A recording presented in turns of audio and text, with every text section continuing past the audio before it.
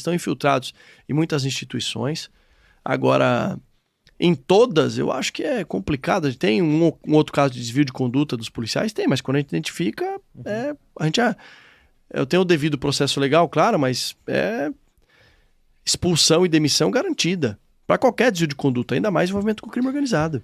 Tá. Agora, os outros setores, cara, eles se infiltraram bastante. Nós tivemos a operação no transporte municipal, como eu mencionei aqui.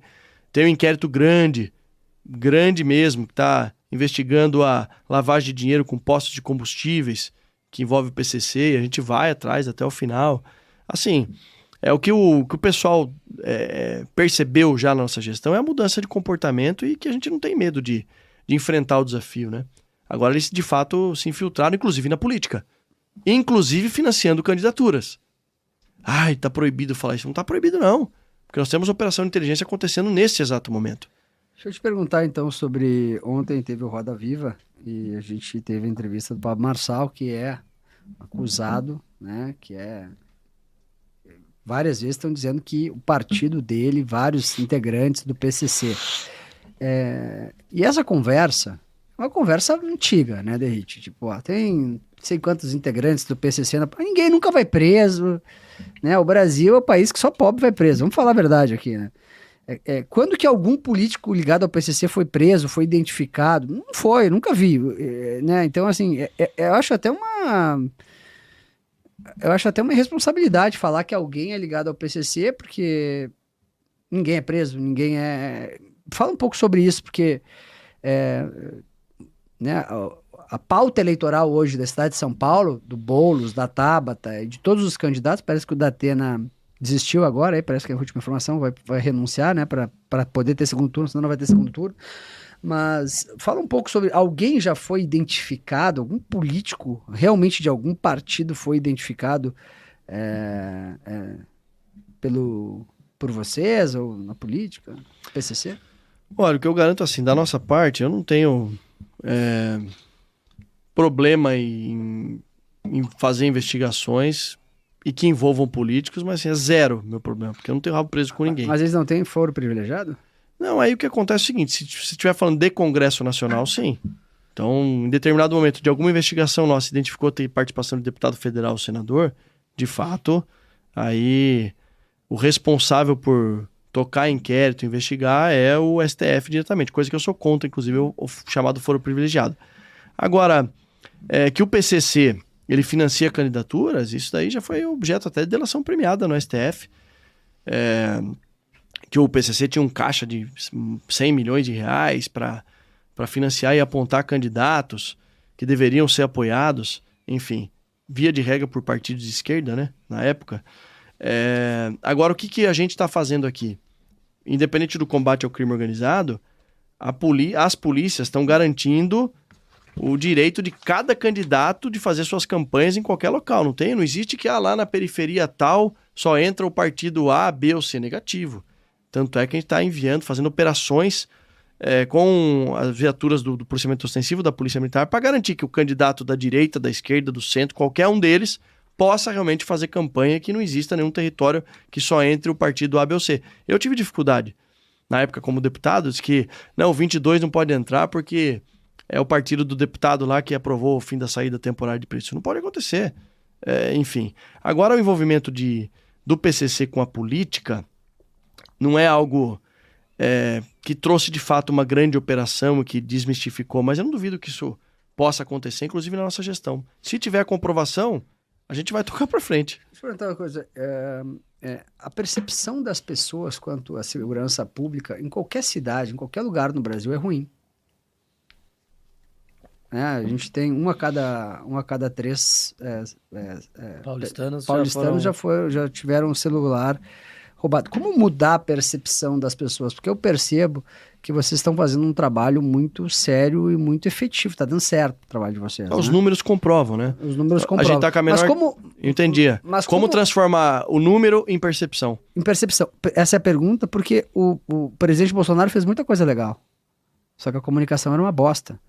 Né? Então, ele acabou caindo por causa do problema de comunicação. E eu fui um grande combatente disso por anos no governo, né? Inclusive, falei para o Tarcísio várias vezes, gente, pelo amor de Deus, né? Como como mudar a percepção das pessoas? Como fazer isso de forma que as pessoas consigam enxergar que nós estamos evoluindo? Olha, assim, o mais importante é que o que a gente projetou para final de 25, em termos de números, a gente está conseguindo alcançar com 1 ano e meio de gestão. A gente teve agora a menor taxa de roubos da história, menor taxa de homicídios da história do estado de São Paulo, né? Ninguém sabe disso, Derrite. Então, eu sei.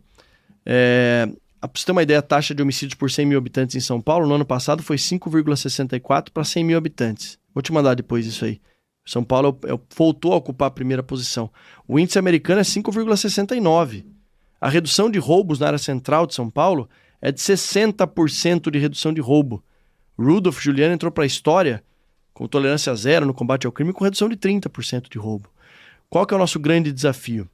Primeiro, que por conta do fenômeno das redes sociais, a tragédia é explorada de maneira exponencial. Então é um roubo de celular que acontece em Perdizes, no Brooklyn ou na Avenida Paulista, que hoje caiu bastante também por conta do reforço do efetivo, acaba gerando os programas televisivos ou a rede social aquele clamor e aquela onda de insegurança pública.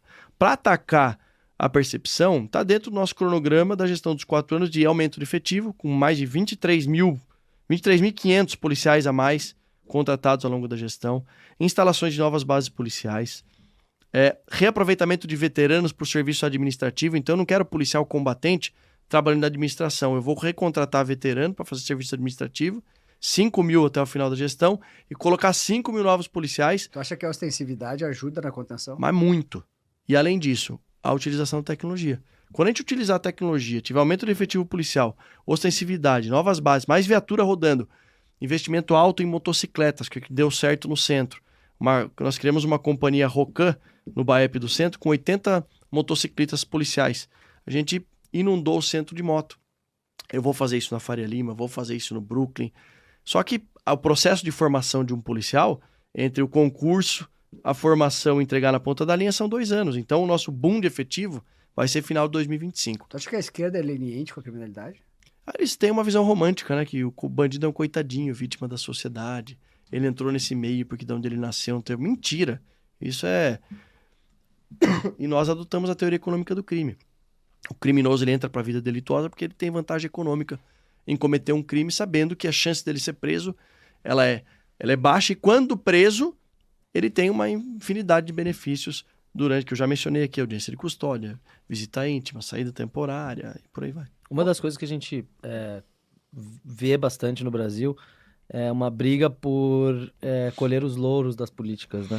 Eu acho que um exemplo muito claro disso são as enchentes do Rio Grande do Sul, com o governo federal e o Eduardo Leite lá brigando por quem que vai reconstruir e tal o Estado. Eu queria perguntar como que é hoje, dada, lógico, a vertente política do Tarcísio e do governo federal, como é que é essa integração entre na segurança pública do Estado com o ente federal e o que pode melhorar nesse sentido?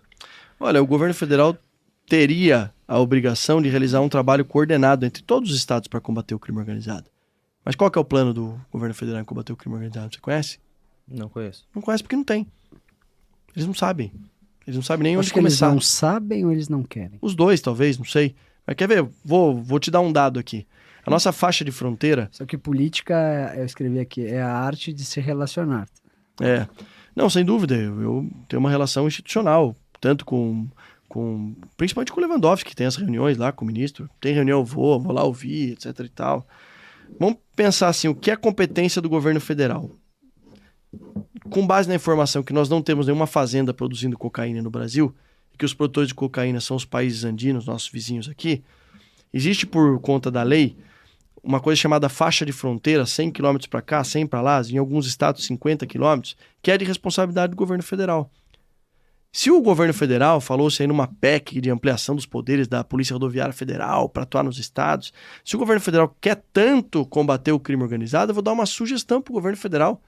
Utilize essa faixa de fronteira, que se a gente for somar, seria o segundo maior estado do Brasil, acho que menor somente que o Amazonas. mas que não existe política pública nenhuma de combate à entrada de armas, de drogas no Brasil por parte do governo federal. Não precisa tentar invadir a competência dos estados para combater o crime organizado. Sabendo que o crime organizado tem como sua fonte principal de receita o tráfico de drogas e o tráfico internacional, por que não criar um programa de policiamento nas fronteiras? Pelo contrário, eu soube que a PRF, que tinha uma tropa especializada em fronteira na gestão passada, essa tropa foi desmobilizada. Foi uma política pública descontinuada. Então, tudo me leva a crer que ou não tem tanta segurança no tema, tanta prioridade, ou não tem interesse em combater o crime organizado. O STF avança a passos largos para descriminalizar a maconha. Tu é favorável? É um absurdo isso, né? Tu acha que maconha é a porta de entrada para as outras drogas? Claro, não vou falar nem da questão... Claro? Tu acha que claro? Sem dúvida alguma. Segurança pública? Quase nada. Mas... Coleta acha que não. A questão da maconha, não vou nem falar do aspecto de fisiologia, porque eu não sou médico, mas do mal que faz para a saúde. Mas a questão é a seguinte, existe uma cadeia lista produzindo maconha no Brasil? Qual a empresa que produz, paga imposto, gera emprego? Tem? Não tem. Então uma decisão como essa fortalece quem? O crime organizado. Isso é a maior aberração de todas e pouca gente fala sobre isso. A gente pode até discutir o tema no segundo plano. Tu acha que os ministros dão tapinha? Não, acho que não. Aí já é exagero, talvez, né? Mas eu acho que falta encarar esse problema com a devida seriedade que exige, que nós temos que discutir. Mas peraí, uma decisão como essa, se não existe uma cadeia lista produzindo... Mas tu é contra por princípios ou como entendido da segurança pública? Cara, tecnicamente falando... Se você Tecnicamente? Vai na Cracolândia e pergunta qual foi a primeira droga que cada um daqueles caras usaram. Ué, mas o Coleta diz que não. Mas vai ver que Coleta não Ele deu não um entende. rolê na Cracolândia. É que ele não entende.